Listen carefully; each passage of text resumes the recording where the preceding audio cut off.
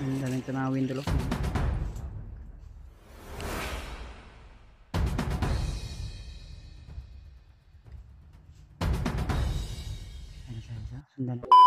So yun, isang mapagpalang araw sa inyo lahat mga tol. Welcome back ulit sa ating YouTube channel. Sa lahat ng mga Kuya Bads Adventure fanatics dyan. So, isang magandang umaga po sa inyong lahat. Lalo na sa ating mga minamahal na taga-suporta, mga silent viewers. So,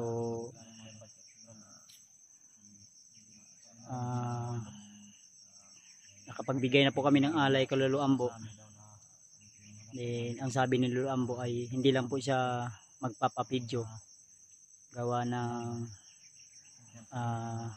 sa ngayon ay talagang mainit siya sa mata ng mga kalaban, lalo na ay target din si Lolo Ambo ng mga bandidong grupo, lalo na kay Commander Bagnot, Commander Butakal. Siya po yung target, kaya sinabi niya sa amin na hindi muna siya magpapabidyo, pero may mga sinabi siya sa amin tol na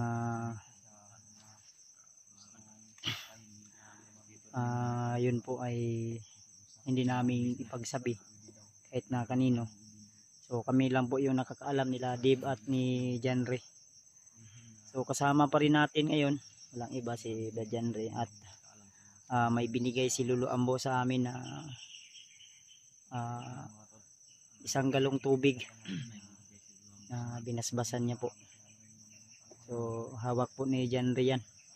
Nandun po sa kay Janre. Si Janre po yung magdadala. Siya po yung inatasan na siya po yung magdadala at magagamit daw namin yan sa aming paglalakbay. Kaya dito kami ni Lolo Ambo pinadaan. So medyo malayo to tol. Kaya kailangan din namin mag-update sa inyo para makita nyo rin kung ano po yung mga dinadaanan namin. Kaya samahan nyo kami tol sa araw na ito. I hope na makarating tayo kung saan dinalan ng mga bandido yung pamilya ni Brad Janre. Pag-share na lang po ng video namin to lang, lalo na kay Larry Mart, ni Julio, EJ, Pidot at Julius. So, sila po yung mga kasama natin na tumutulong sa paghahanap o pagliligtas sa mga nabibihag. So sana tagumpay po kami sa aming paglalakbay na ito. Dasal lang po namin, dasal niyo lang po namin tol. At shout out nga pala sa asawa ko, lalo na sa kaninang Josephine Kelly, kay Mami Joy Burns, kay Nanay Pibit, at saka kay Ate Milda Galang, kay Ate Heidi, kay Ate Jersey Ribas, kay Tita Rose, kay Tita Victoria, at saka kay Ate Imdi Daos. Shoutout po. Shoutout yung lahat kay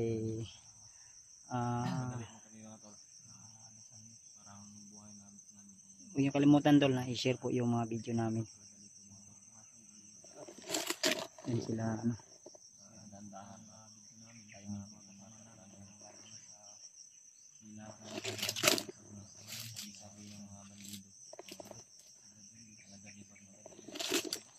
Kasama natin tol. Marami pong sinabi sa amin ni Lolo Ambo, at pagpasensyahan nyo na tol na hindi namin napikita sa video. Kay Ate Victoria, so nasabi ko na po yun kay Lolo Ambo yung sinabi mo, saka kay Ate Christy. Shoutout sa ate, nasabi ko na po. Salamat po daw sa yung mga share para sa alay, Ate Jess Libera. So shoutout po sa inyo lahat. Maraming salamat sa inyong walang sawang suporta at palagi panonood ng aming mga video. Kaya tuloy lang tayo. At may babala din si Lolo Ambo para sa amin, lalong lalo na no, sa mga dati kong kasamahan, may sinabi si Lolo Ambo sa akin na sinisiraan daw tayo sa mga supporters, lalo na sa mga nagbibigay ng blessing. At may mga supporter din daw na nagjowa ng hunter na sinisiraan din kami, kaya sinabi Lolo Ambo sa amin na dapat maging alerto at huwag tayong basta-basta maniniwala, lalo na ayun po ay nakakaapekto lalo na sa ating mga misyon dito sa bundok, mga tol. So panoorin nyo lang po yung mga view na mahahagip natin sa camera. I-enjoy nyo po yung panonood, lalo na sa mga kaibigan nating OFW na namimiss po nila yung kabundukan, tanawin dito sa ating bansa. Kaya panoorin nyo hanggang dulo ang video nito, tol. So, wala mang mga bandidong mahagip kami o may bandido man, panoorin nyo po hanggang sa dulo. Isang like, isang share lang po yung hinihiling namin. Malaking tulong na po yun, tol, sa aming laging pag-i-explore dito sa bundok. So salamat din pala sa nagbigay nito ng sunglass po, no. So isang solid nating taga-suporta, inabot niya mismo sa atin at nai-enjoy daw siya sa aking mga video, kaya binigay niya po sa akin to, tol. Nag-meet po kami in personal, no. So salamat sa iyo, ma'am, sir. Thank you so much sa inyong binigay na sunglass protection sa lalo na sa init ganitong ano. Nindot akong Ray-Ban brad, no. Sunglass ba? Bigay ni, hindi ko na lang palang pangalanan dahil ang sabi niya sa akin na din yan kasi brad, sa mata ba dahil yung matutulis kasi yung mga damo dito. Gani. Ipinsa, tol, para So salamat sa iyo, sir, sa yung binigay na sunglass. Maraming salamat, more blessing, more ano pa, marami ka pa pong matulungan. So salamat po sa iyong kabaitan. God bless sa iyo at sa iyong buong pamilya. So, Endol, may magamit tayo. So ampingan nato nito. Lahat ng mga binigay ng mga supporter ko, inalagaan ko, ginampingan ako, pinapalagaan ko, tol. Kaya salamat po ng marami sa iyo, ma'am, sir, sa inyong binigay na blessing para sa akin. So advance bro, ito handog nila sa akin sa birthday ko, so kaya inabot nila na sa akin ng personal. Kaya maraming salamat po sa inyo, ma'am, sa inyong kabaitan, lalo na sa iyo, sir. Thank you so much po talaga. So yun po, kailangan nating mag-ingat, lalo na sa mga dati nating kasamahan na hunter.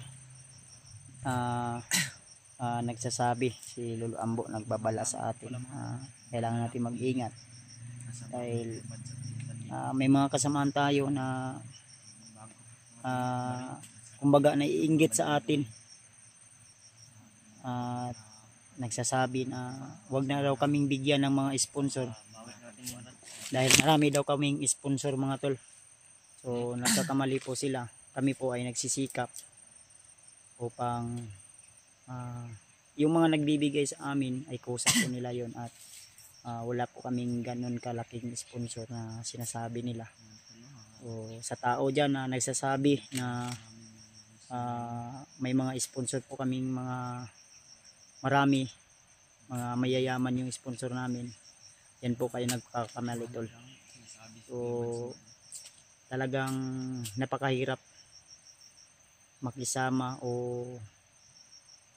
makibagay o makipagkaibigan sa mga taong ganyan yung ugali, yung mahilig na inggit at sinasabihan yung mga nag-i-sponsor sa amin na wag daw kaming bigyan dahil marami daw sa amin nagbibigay ng mga sponsor. So hindi po yan totoo, mga tol.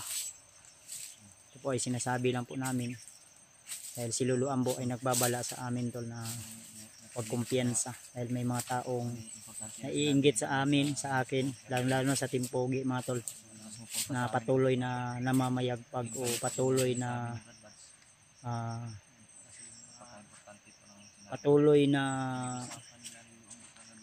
laging matulungin sa bawat laban ay laging handa. Kaya pagpasensyahan nyo na tol, kung minsan kami ay hindi agad-agad naka-response, pag-rescue agad lang, lalo na sa pamilya ni Brad Janry. So kung alam nyo lang kung gaano rin kahirap yung nararanasan namin ng panahon na hindi namin kasama si Brad Janry. So yung iba hindi nakaintindi dahil nakapokus sila sa iba at hindi nila nasundan yung mga video ko.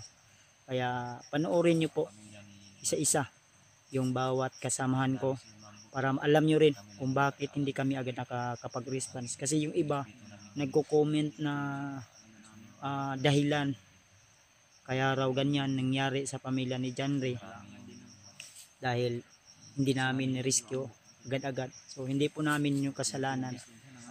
May mga mission din kami at hindi din kami robot. Inuulit ko, hindi kami robot na pura mismo hindi kami magpapahinga. Kailangan din namin ng pahinga upang makapag-ipon ng lakas. So buti na lang nandiyan si Lolo Ambo, nag-a-advise sa amin na hayaan natin yung mga taong ganyan. Tuloy po kayo sa inyong mga misyon at adikain kung ano po yung mga mabubuting gawain daw namin, ipagpatuloy lang namin at hayaan namin yung mga taong nakapaligid sa amin na kumbaga sinasabi niya toxic sa aming bawat ginagawa. Ang importante din tol, wala kaming inaapakan na tao at patuloy po kami kung ano po yung mga ginagawa namin. Ang maganda, ang importante ay ini-enjoy po namin yung mga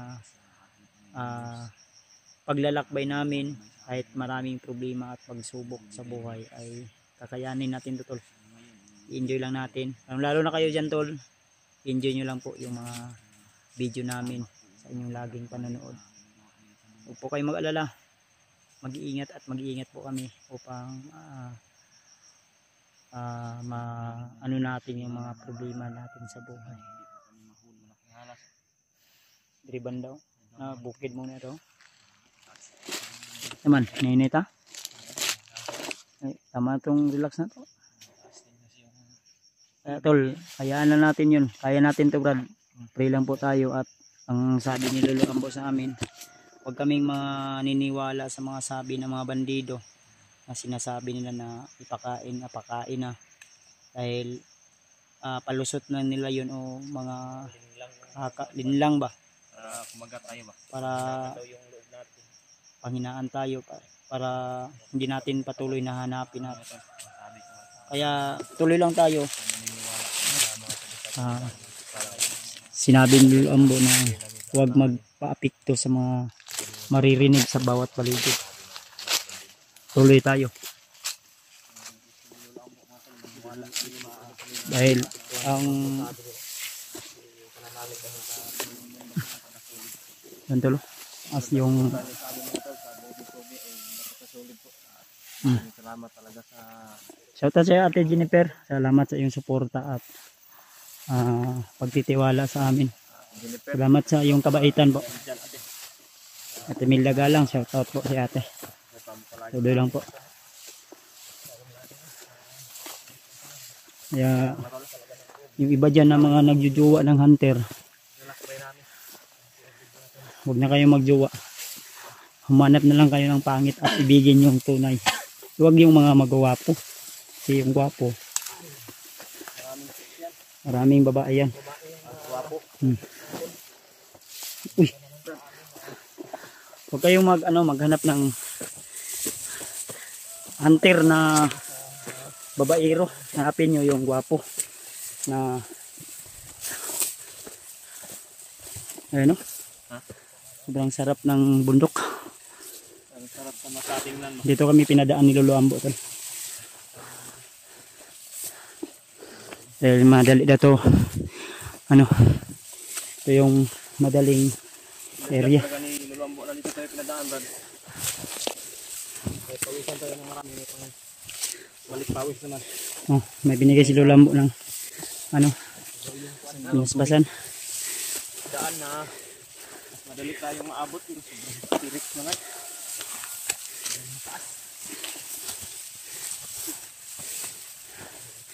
Ito ay isang pagsubok.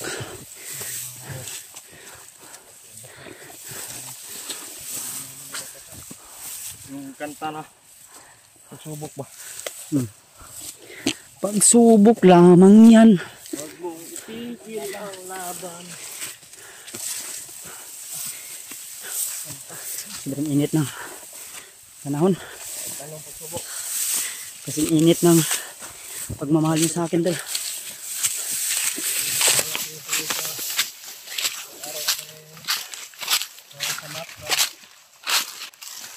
May problem, may solusyon. Pag may problema ka, sigaw mo lang. Out mo lang. Shout out mo lang. Shout out sa mga nasasaktan at nagmamahal dyan. Tuloy lang. Hanggat huminga may pag-asa.